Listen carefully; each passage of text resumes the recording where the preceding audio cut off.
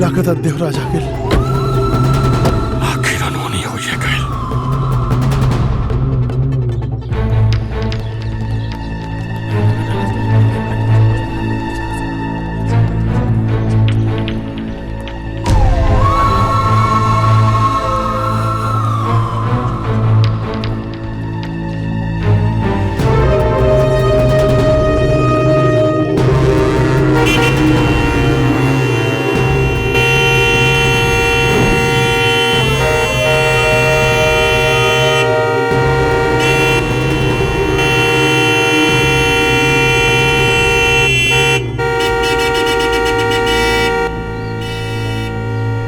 का भाई लड़े सब के सब भैर हो गई बाड़े संकारे।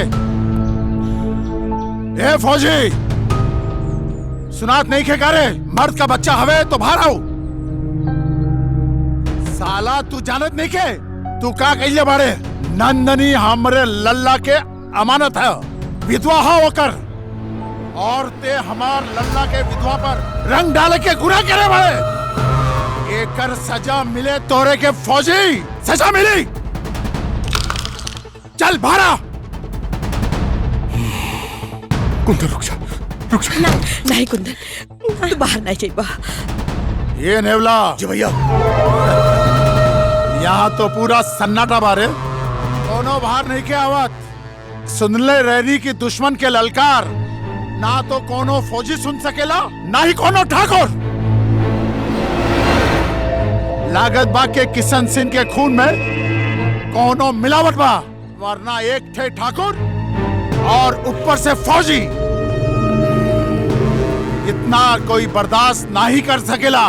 बाहर निकल ठाकुर, दम बा तो बाहर निकल।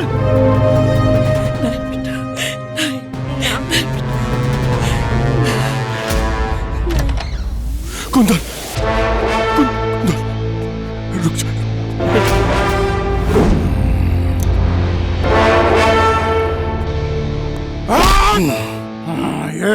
ये फौजी कुंदन नाम हो न तोर।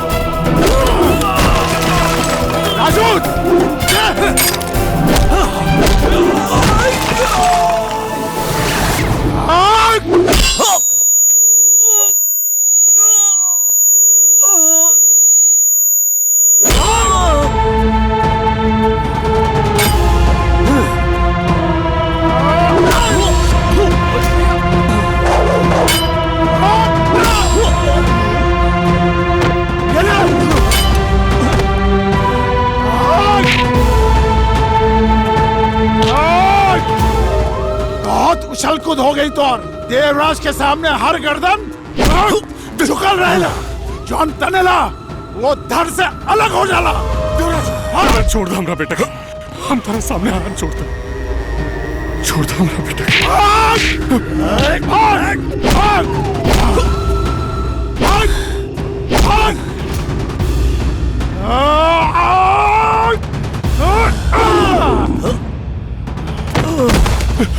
कुंदन, कुंदन, राजू,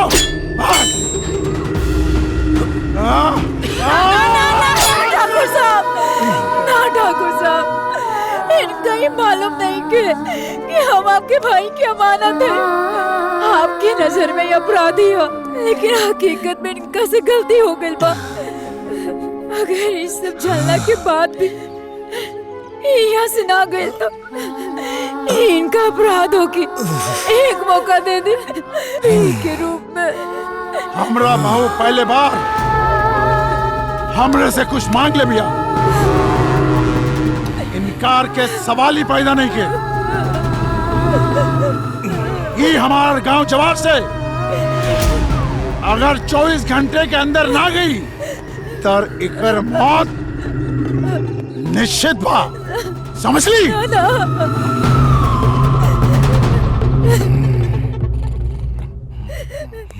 चला रे, चला चला चला चला।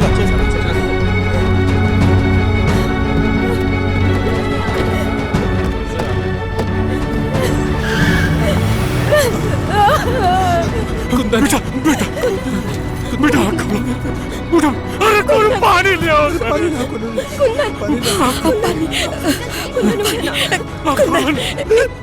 कुंदन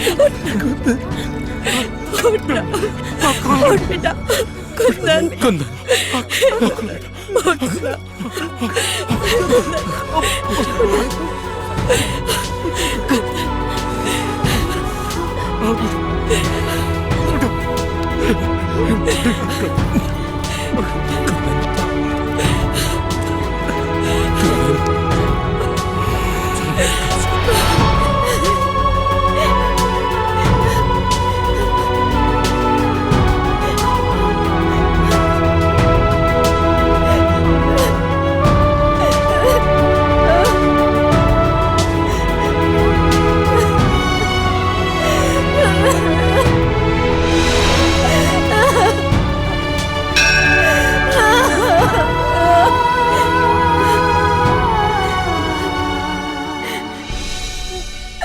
बस भगवान बस देख लेनी तुहार अन्याय।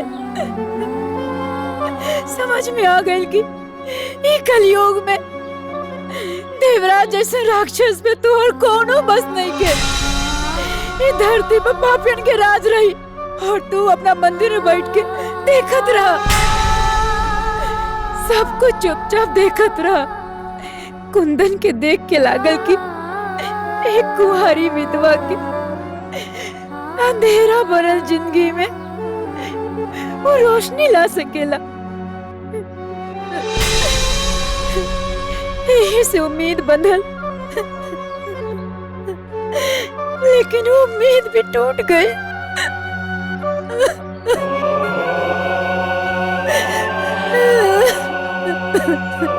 ऐसा कोनो बात नहीं की बेटी।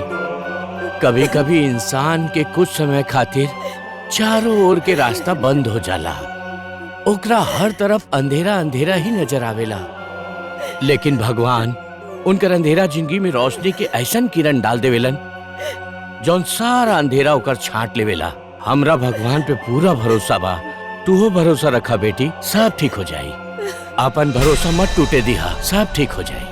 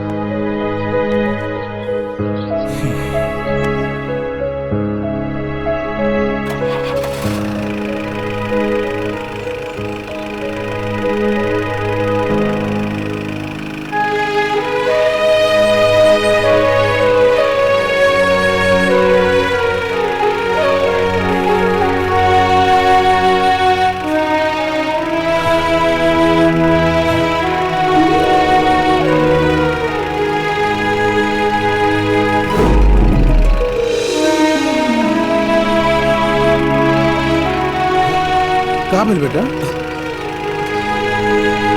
चाचा, हमारा दिल बोला था कि नंदनी इन्हीं कहीं भी है। चलो बेटा, चलो तुम चलो।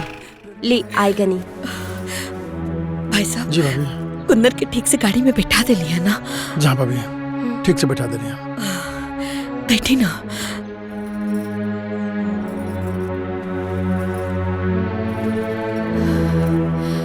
बहुत बड़ा टेंशन खत्म हो गया। अब कुछ दिन में कुंदन सब कुछ भुला जाए और फिर हमने सही समय देख करके ओकर ब्याह कह दिया जाए। जी भाभी।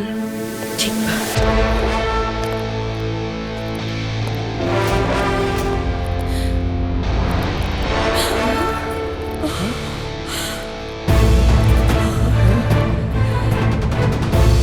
तू वापस आ गई ले? हाँ माई।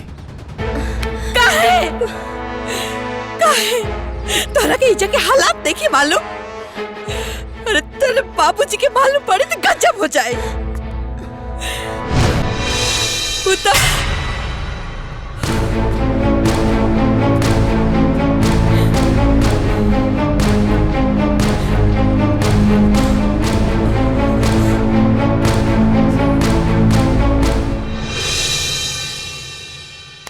शाबाश बेटा, आज तू साबित कर दला कि तू ठाकुर किशन सिंह का बेटा हुआ, असली ठाकुर होगा तू और सच्चा फौजी। ई का कहता नहीं रहुआ। हम उहे कहता नहीं जौन तू सुन रहा बाड़ू। हमरा अपन बेटा पे गर्व बा, आई उहे करे जा रहा बा जौन हमरा एकरा से उम्मीद बा। लेकिन भैया वीरेंद्र, एगो सच्चा ठाकुर है, एगो फौजी कबो मैदान छोड़ के ना भागेला। कुंदन बेटा, देवराज के पाप के घड़ा पर चुकल बा। हम तोरा से कह रहल बानी, जा हमरा होखे वाला बहू के लेके आओ और देवराज के पाप के घड़ा फोड़ के आओ।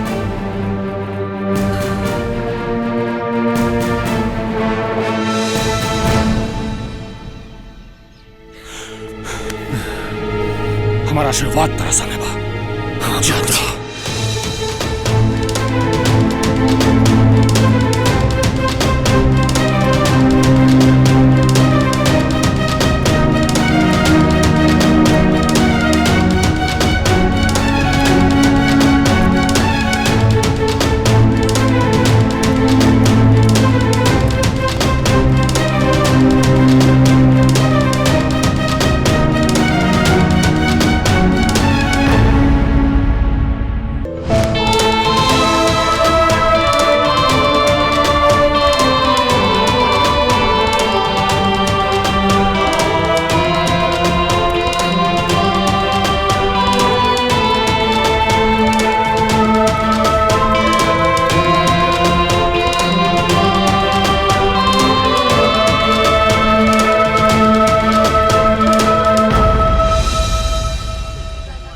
कहा देखा ताड़ा जा, यह ना कि कुंदन पागल हो गिल बा। हाँ हम पागल हैं, लेकिन तोहनी के तो चुल्लू भर पानी में डूब मरे के चाहिए। एगो गुंडा के तू लोग भागी विधाता बनौले बड़ा जा। तोहनी के सामने एगो लड़की के परिवार बर्बाद हो गई। कहां से तोहनी के ओके सजा देवे के चाहिए, तो ओकरा सामने गर्दन झुकौले बड़ा जा। अरे ये सब देखला के बाद तो हमके शर्म आवता कि हमार जन्म यही गांव में भइल बा।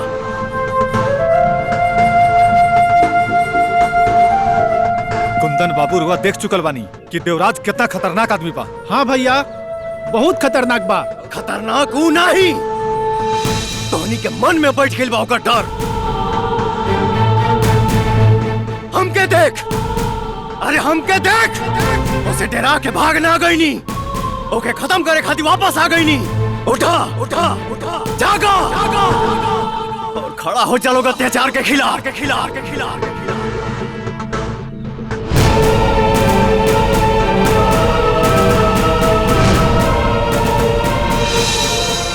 कोनो बात ना, मुर्दा के जिंदगी तो हनिए के मुबारक होके कि वो साथ दे या ना दे, लेकिन ये कुंदन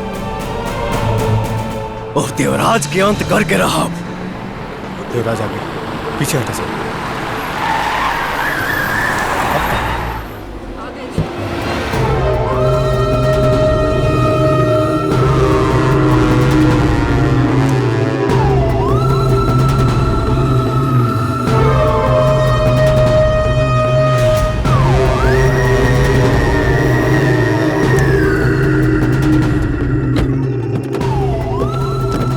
अरे नंदिनी, का कह रहे लेते याद माना, अगर ये फौजी ये गांव से ना गई तो रहुआ मार दे। यहाँ तो कहानी ही उल्टा लागता। ये कर शिकार तो तू खुद ही कर ले। का सोच ले नंदिनी, इकरा के हथियार बना के बदला लेवे हमरा से, ये तो बेवकूफ है। लेकिन तोहरा के तो मालूम रहे ना कि देवराज का चीज है।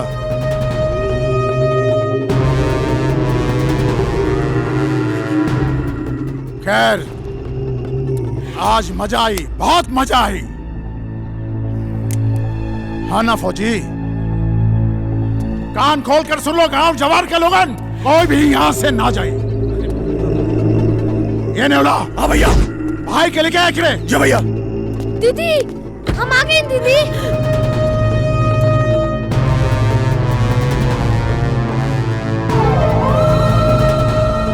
ये दोनों भाई बहन की कहानी भी आज खत्म।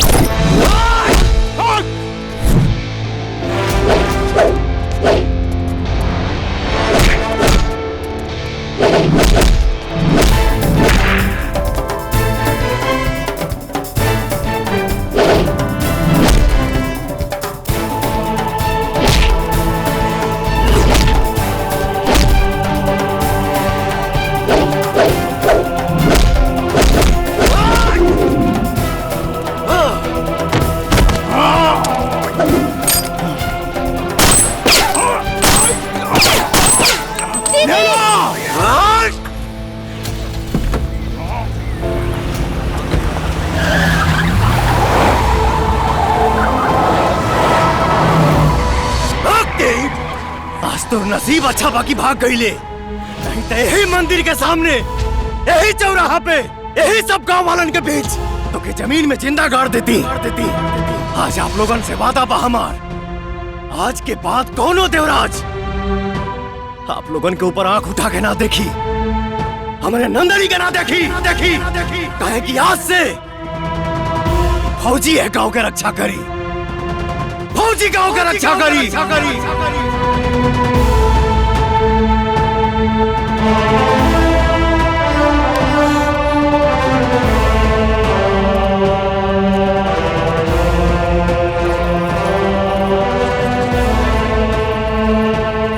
आज बड़ा अच्छा लगा था, काहे कि आज तक देवराज के आतंक और अत्याचार के हमने सब सिर झुका के सहत रहनी चाहिए, लेकिन कुंदन के हिम्मत के नतीजा हमनी के देख चुकनी। तो हमरा कहे के मतलब कि अब से कोनो भी अत्याचार और मुसीबत के सामना हमने सब मिल के कैल जाई।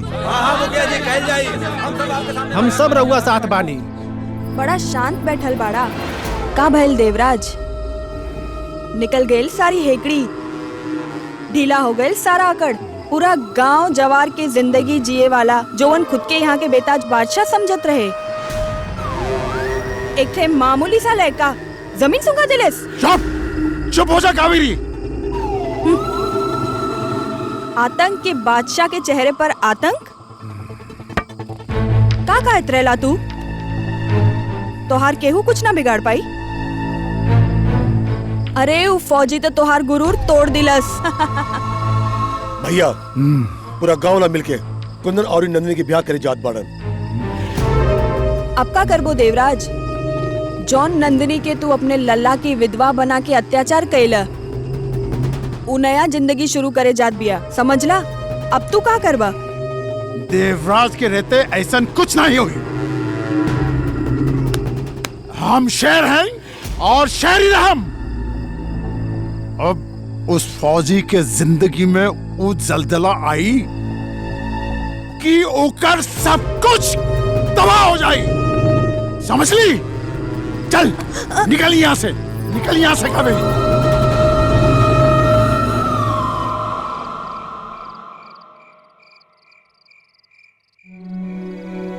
अम्मा बापूजी, अब तो हर बेटी अत्याचारी के चंगुल से आजाद हो गई बिया। कुंदन नाप के मसीहा हमरा के बदनसीबी के चंगुल से मुक्त करा दिले बा। हमार ओकरा से बियाह होके जाता, हम फिर से दुल्हन बनम बाबूजी। आज अगर आप लोग भी रहती तो। दीदी, दिल छोटा ना करा, जॉन चल गई वो वापस ना आ सकेला। हम पानी ना, तोहर विदाई हम करब, हम तोहर छोटा भाई। अम्मा बाबूजी के आत्मा के खुशी मिली। हाँ दीदी।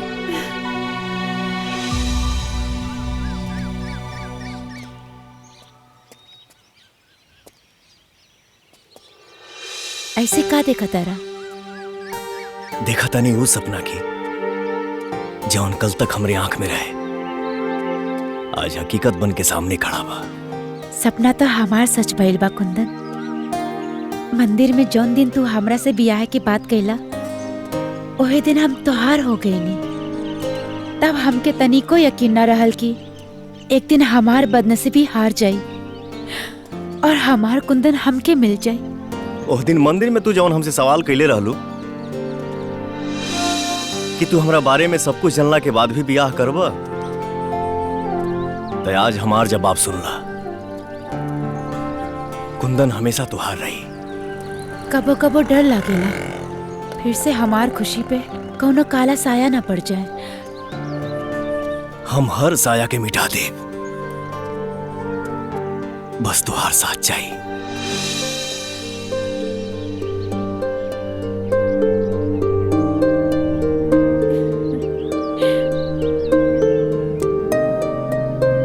नंदिनी,